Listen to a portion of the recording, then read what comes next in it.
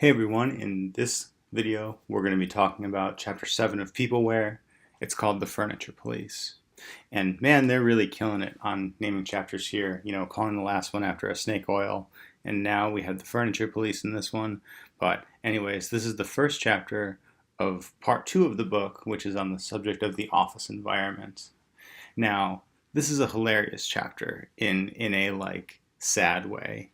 And because I could just about replace this chapter with an anecdote, and so this chapter seems like a caricature of some exaggerated image to make a point, but it turns out that I actually have a story from a friend's real life that is absurd on the level to make a parody of this chapter. And here's that story for you. So one time his team was moving to a new part of the office, and it was this big new office space, but the new desks were a lot smaller than the old ones. So at this point, maybe, and when I say at this point, I mean like with the team size being what it was. At this point, maybe 20% of the floor space in the room would be occupied by humans in their desks. And this move was ostensibly to help, as they were planning to grow the team. So, fine. They moved the desks into the new place. They moved themselves into the new place, leaving the old desks behind, but bringing the rolling desk cabinets from their old space with them. These are like normal filing cabinets, right? Standard like two drawers rolling. Maybe it weighs like 30 pounds when it's empty. So like that kind of thing. So they move everything to the new desks, and they put the cabinets next to the desks. A day later, everyone got an email from one middle manager saying that they all had to put the cabinets under the desks.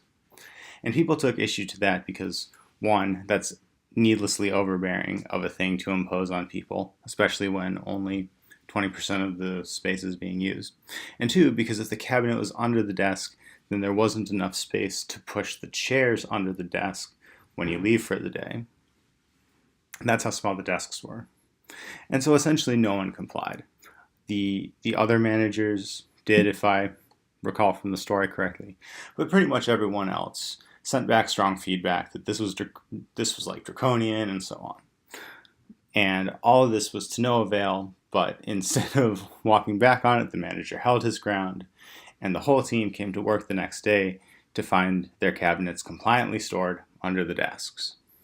Mm-hmm. It was, could you just imagine that? But anyways, morale as a whole, as you might have guessed, wasn't great, as management might have noticed themselves by the team's really high turnover of something like 50% per year for the engineering team. If they had looked around and, listened to their people instead of being fixated on the floor plan.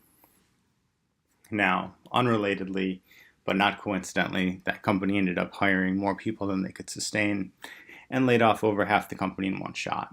Not a great for a startup, but very par for the course for them. And this is sort of like an object lesson of don't just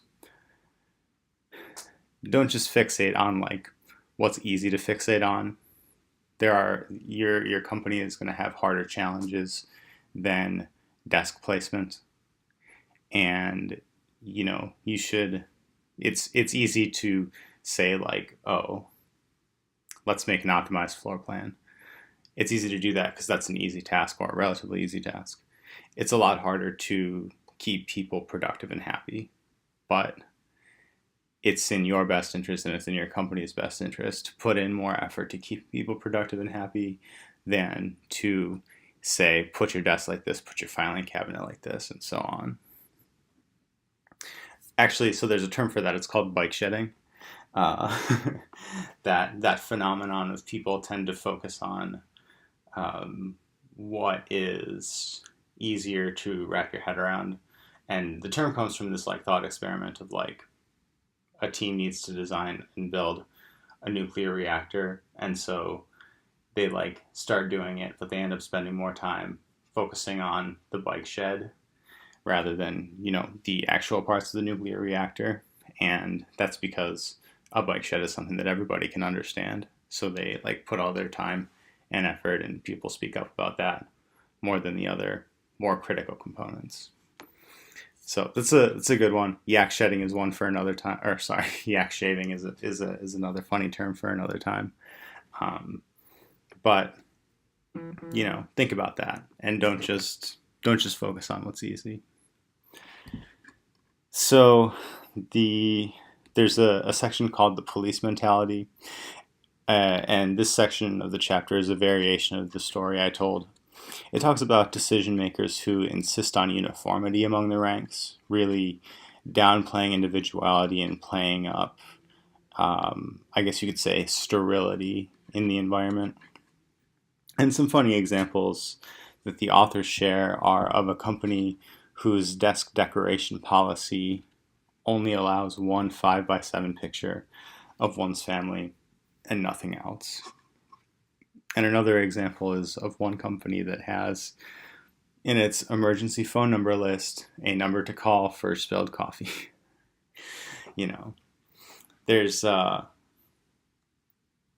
corporate America is a funny place. It's a funny place. The last section of the chapter doesn't need much elucidation. It's called the uniform plastic basement, but I'll go over it quickly here. So it's the uniform plastic basement, and it's your stereotypical office with a grid layout, no sound privacy. Again, uniformity and sterility are like the big virtues here. Distractions abound, and people who are employed in intellect-heavy work struggle to stay focused because distractions are everywhere. And of course, it isn't realistic to give each person a fully private space, probably, but it is at least worth being aware of the consequences of a noisy environment on the team's productivity as a whole. So that's all for Chapter 7. It's a little shorter than the other ones, but I hope you enjoyed it, and I'll see you all in the next one.